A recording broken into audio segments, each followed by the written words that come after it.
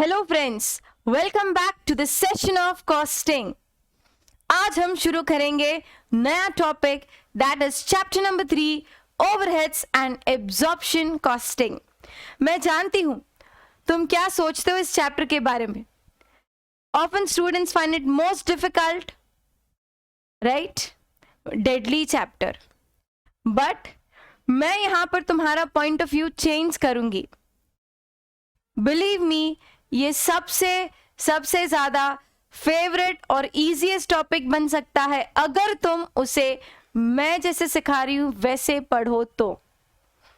Okay, तो चलो without wasting time शुरू करते हैं ओवरहेड्स एंड एब्जॉर्प्शन कॉस्टिंग। हमने 2 चैप्टर्स पढ़े, इंट्रोडक्शन, कॉस्ट शीट। उसमें ओवरहेड्स का नाम तो आया ही है और उसके बारे में हमने क्या बातें की। ओवरहेड्स मतलब होता है इनडायरेक्ट कॉस्ट, और हमने ओवरहेड्स का क्लासिफिकेशन भी देखा। Overheads can be classified based on functions into 3। पहला है फैक्ट्री ओवरहेड्स, दूसरा है ऑफिस एंड एडमिनिस्ट्रेशन ओवरहेड्स, तीसरा है सेलिंग एंड डिस्ट्रीब्यूशन ओवरहेड्स। फिर हमने एक और क्लासिफिकेशन देखा based on behaviour, fixed overheads, variable overheads and semi variable overheads. Friends, ये ओवरहेड्स जो हमने पढ़े ये तुमको इन डिटेल क्या है पता है। तो ये चैप्टर में हम करने क्या वाले हैं, क्या करने वाले हैं? क्या हम ये सारे ओवरहेड्स के बारे में ज्यादा कुछ पढ़ेंगे? जी नहीं। तो हम एग्जैक्टली पढ़ने क्या वाले? In this chapter we will focus on factory overheads. I repeat, we will focus on factory overheads. But ये जो फैक्ट्री ओवरहेड्स है वो फिक्स्ड भी हो सकता है, वेरिएबल भी हो सकता है, सेमी वेरिएबल भी। अगर वो सेमी वेरिएबल है तो हम उसे वेरिएबल फिक्स में डिवाइड कर देंगे। ओके, तो in short factory overheads variable या फिक्स्ड होगा। तो हम क्या दोनों फिक्स्ड वेरिएबल फैक्ट्री ओवरहेड्स पढ़ेंगे? जी नहीं, हमारा फोकस होगा सिर्फ फिक्स्ड पर। In short, in this chapter, we are going to study only about fixed factory overheads. अरे ऐसा भी क्या है इसके बारे में? चलो एक छोटा सा डाउट मैं तुमको पूछती हूं, सुनो। मान लो मेरा जो कोचिंग क्लासेस है, DS coaching classes, right, DSCC, इसका क्लासरूम रेंट 10 लाख रुपया है पर एनम, ठीक है? और मान लो तुम स्टूडेंट्स हो जो पूरे साल मेरे पास से पढ़ने वाले हो। रेंट 10 लाख है, मेरे पास कितने 10,000 स्टूडेंट्स है, तो मैं रेंट क्या स्टूडेंट्स के पास से रिकवर करूंगी? Should I charge rent cost to my students? Of course yes, वरना क्या जेब से डालूंगी? रेंट तो चार्ज करना पड़ेगा। तुम बोलोगे ऑफ कोर्स चार्ज तो करना पड़ेगा भाई, बिजनेस है, बिजनेस का कॉस्ट होता है, जो भी कॉस्ट होता है बिजनेस का हम कस्टमर से ही रिकवर करते हैं, तो रेंट को भी चार्ज करो। तो माय क्वेश्चन इज, कितना चार्ज करूं? 10 लाख रेंट, 10,000 स्टूडेंट साल के, एक स्टूडेंट की फीस में कितना रेंट कॉस्ट लू? कितना? तुम बोलोगे यार सिंपल है, 10 lakhs को 10,000 से डिवाइड कर दो।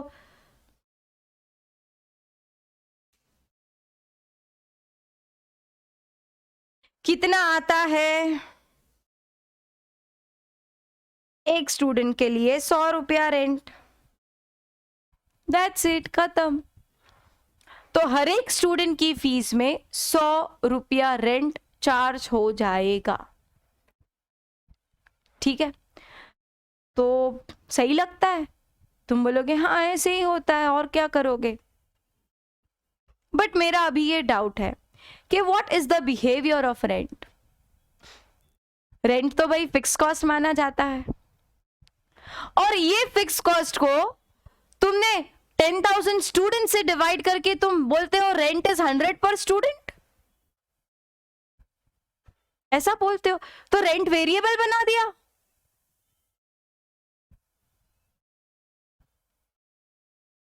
Think once, rent fix cost है, उसको डिवाइड किया नंबर ऑफ स्टूडेंट से to get the rent per student.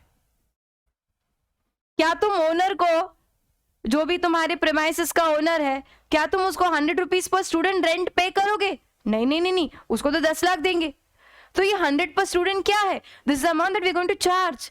मतलब ये है क्या, उसको तो 10 लाख देने का, स्टूडेंट को 100 लेने का, मतलब समझा नहीं। तो बात ये है कि हम जो रेंट इनकर करते हैं ना, उसको पे करने का एक तरीका है और रिकवर करने का दूसरा तरीका। जब हम रेंट पे करते हैं तो हम फिक्स्ड ही पे करते हैं। कितना? 10 लाख पे करेंगे। Without any doubt, rent when it is incurred, when it is paid, it is fixed cost. But जब बात आती है रिकवरी की, हम कस्टमर से रिकवर कैसे करें, हम स्टूडेंट से रिकवर कैसे करें? तो मैं कोई एक स्टूडेंट को तो बोलूंगी नहीं 10 लाख दे, मैं 10,000 स्टूडेंट को बोलूंगी तुम मिलकर 10 लाख दो। नहीं, मुझे एक स्टैंडर्ड रेट रखना पड़ेगा so that I can recover from the students, right? तो मुझे रेंट को वेरिएबल बनाना पड़ेगा। I have to convert my fixed rent, fixed cost into variable cost in order to recover, right? और जो तुमने 100 रुपीज पर स्टूडेंट बोला वो सही है, वो सही है। तो इधर तुमने किया क्या बेटा? तुमने एक फिक्स्ड कॉस्ट को वेरिएबल में कन्वर्ट किया so that you know how to recover, how much to recover. इसे कहते हैं एब्जॉर्प्शन कॉस्टिंग। क्या कहते हैं बेटा? Absorption costing. What is absorption costing? It is a technique that attempts to convert all your fixed cost into variable cost. I repeat, it is a technique that attempts to convert your fixed cost into variable cost so that you can know how much to charge, so that you can know how much to charge to a cost unit. मैं एक student को कितना charge करूं ये पता चलेगा। तो name of the chapter overheads, fixed factory overheads है। हम ये कस्टमर को चार्ज करेंगे कैसे? By using absorption costing technique. तो basically in this chapter we are going to learn how to charge और how much to charge fixed factory overheads to the customer. So up till now I am sure you have understood what is overheads and what is absorption costing. ये मैंने तुमको एक rough idea दे दिया। अब हम इस chapter को concept wise पढ़ेंगे, जैसे हमने कॉस्ट शीट में टाइप्स ऑफ सम्स देखे थे, है ना? Missing figure, estimated cost sheet, behaviour based sum, two product cost sheet, right? वैसे इस चैप्टर में हम सम्स को कैटेगराइज करेंगे कंसेप्ट्स में। And let's begin with concept number 1। Concept number 1 क्या होगा? Concept number 1 will be procedure of absorption costing. ये पढ़ेंगे, okay? Procedure of absorption costing, ये एब्जॉर्प्शन कॉस्टिंग टेक्निक काम कैसे करता है, ओके? तो वही एग्जाम्पल को दोबारा दिमाग में दौड़ाओ। DSCC, देवांगीशा कोचिंग क्लासेस, इसका रेंट कितना होने वाला है साल का? 10 लाख। अब बोलोगे होने वाला है कि हो गया? होने वाला है कि हो गया? What I mean to say is cost is incurred or cost will be incurred. Obviously this much cost will be incurred। माने बेटा जब मैं फीस डिसाइड करती हूं, जो भी मैं तुमसे एक्स अमाउंट लेती हूं, तो क्या वो खर्चा पूरा हो चुका है? नॉट नेसेसरी, नॉट नेसेसरी, है ना। जैसे तुम 6 महीने के लिए बैठने वाले हो मेरे लेक्चर्स में, ओके तो क्या 6 महीने का रेंट, आने वाले 6 महीने का रेंट मैं इनकर कर चुकी हूं? ना ना ना ना ना, वो होने वाला है। पर मैंने तो तुमसे फीस में पहले ही ले लिया। जी हाँ, तो मेरे को कैसे पता चला कि इतना रेंट होने वाला है? Obviously I will estimate, I will estimate, right. तो जो खर्चा होने वाला है फिक्स्ड फैक्ट्री ओवरहेड्स, उसका एक total low. So step 1, find out budgeted fixed factory overheads. I repeat, step 1, find out budgeted fixed factory overheads, कितना खर्चा होने वाला है। तो मैंने एस्टिमेट कर लिया है कि मेरा रेंट का खर्चा 10 लाख होने वाला है। ओके ठीक है, अब ये रिकवर किन से करना है? स्टूडेंट से। तो एस्टिमेट करो कितने स्टूडेंट्स आने वाले हैं। जैसे रेंट का खर्चा एस्टिमेट किया 10 लाख होने वाला है, तो वैसे एस्टिमेट करो कितने स्टूडेंट्स आने वाले हैं। what you are doing is you are making budget of level of activity, कितने स्टूडेंट्स आने वाले हैं, बजटेड लेवल ऑफ एक्टिविटी ढूंढो। तो 10,000 स्टूडेंट्स आने वाले हैं, राइट। तो तुमको पता चला 10 लाख का खर्चा होने वाला है, 10,000 स्टूडेंट्स आने वाले हैं, तो हर एक स्टूडेंट के पास से हम 100 रुपया चार्ज करेंगे। That is step 3। We calculate absorption rate, we calculate absorption rate which is budgeted overheads upon budgeted level of activity. We take budgeted overheads 10 lakhs upon budgeted level of activity 10,000 units, 10,000 students, और पता चला हर एक student के पास से हम 100 रुपया लेंगे। अभी देखो ये खर्चा मैंने सोचा 10 लाख, ये स्टूडेंट्स मैंने सोचे 10,000, और जब भी एक्चुअल में एक स्टूडेंट आएगा मैं उसके फीस में 100 रुपीज चार्ज करूंगी। ठीक है, अब क्या होगा? ये तो मैंने तुमको ये तीनों स्टेप तो पहले भी बता दिया था, है ना। अब आगे अभी पता चलेगा कि एब्जॉर्प्शन कॉस्टिंग सिस्टम काम कैसे करता है। सुनो, एक स्टूडेंट का 100 रुपया, मान लो एक्चुअल में 9,000 स्टूडेंट्स ही आए। कितने स्टूडेंट्स आए? 9,000 स्टूडेंट्स टुक एडमिशन। अगर हर एक की फीस में मैंने 100 रुपया चार्ज किया है, तो कैन यू टेल मी मैंने कितना रेंट रिकवर कर लिया बच्चों के पास से? 9,000 स्टूडेंट्स, एवरी स्टूडेंट 100 रुपीज, आई रिकवर्ड 9 लाख। आई रिकवर्ड 9 लाख। मैंने 9 लाख का खर्चा एक्चुअल में स्टूडेंट के पास से ले लिया है, 100 रुपया करके, है ना। फिर मैंने कितना खर्चा सोचा था रेंट का? 10 लाख। जरूरी है जो मैं सोचती हूं वही खर्चा हो? मेरा एक्चुअल रेंट हुआ 11 लाख। जो मैंने सोचा था 10 लाख उसमें काम नहीं हुआ, 11 लाख रेंट हुआ। तो अब मैं किन दो चीजों को कंपेयर करूं? मैंने स्टूडेंट के पास से रिकवर किया 9 lakhs, राइट, और मैंने अपने ओनर को पे किया है 11 lakhs. I actually incurred cost of 11 lakhs and the amount that I have recovered is 9 lakhs only from the students. Madam तुमने ना गलती कर दी एस्टिमेशन में, खर्चा भी गलत एस्टिमेट किया, स्टूडेंट्स भी गलत एस्टिमेट कर दिए।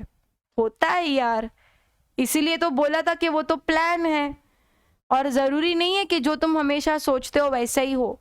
खर्चा कम भी हो सकता है, ज्यादा भी हो सकता है। इधर ज्यादा हो गया, स्टूडेंट्स कम भी हो सकते हैं, ज्यादा भी हो सकता है। इस बार स्टूडेंट्स भी कम हो गए। ठीक है, तो अब क्या करोगे मैडम? तो डरने का नहीं यार, सुनने का। मैंने कितना रिकवर किया?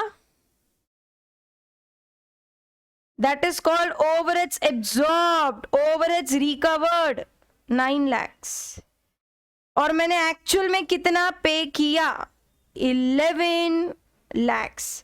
तो 2 lakhs का जो डिफरेंस है that is called under recovered और under absorbed. That is called what? Under recovered, under absorb. इतना मैंने रिकवरी कम किया है, इतना मैंने हमारे कॉस्ट में एब्जॉर्ब कम किया है. तो इस तरह तुम अंडर एब्जॉर्प्शन ढूंढ लो. मैडम हमेशा अंडर एब्जॉर्प्शन होगा? नो नो, जरूर नहीं हमेशा अंडर एब्जॉर्प्शन हो.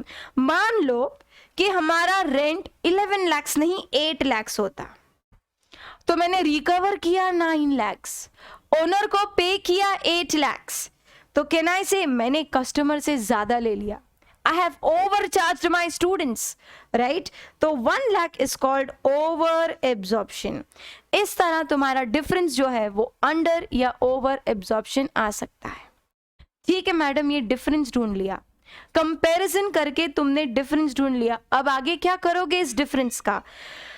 तो लास्ट स्टेप होगा हमारा डिस्पोजल. डिस्पोजल माने हम ये डिफरेंस को डिस्पोज कर देंगे, right? That is called treatment of under over absorption. Disposal is nothing but we will give treatment to the difference that is under over absorption. Madam क्या treatment दोगे? तो उसके 3 मेथड्स हैं. मैं ये मेथड्स अभी नहीं पढ़ा रही हूँ, ठीक है? सिर्फ नाम देखो, इसको हम एक अलग कंसेप्ट में पढ़ेंगे. तो 3 मेथड्स ये हैं. जो भी डिफरेंस आता है, you can transfer this difference to costing profit and loss account.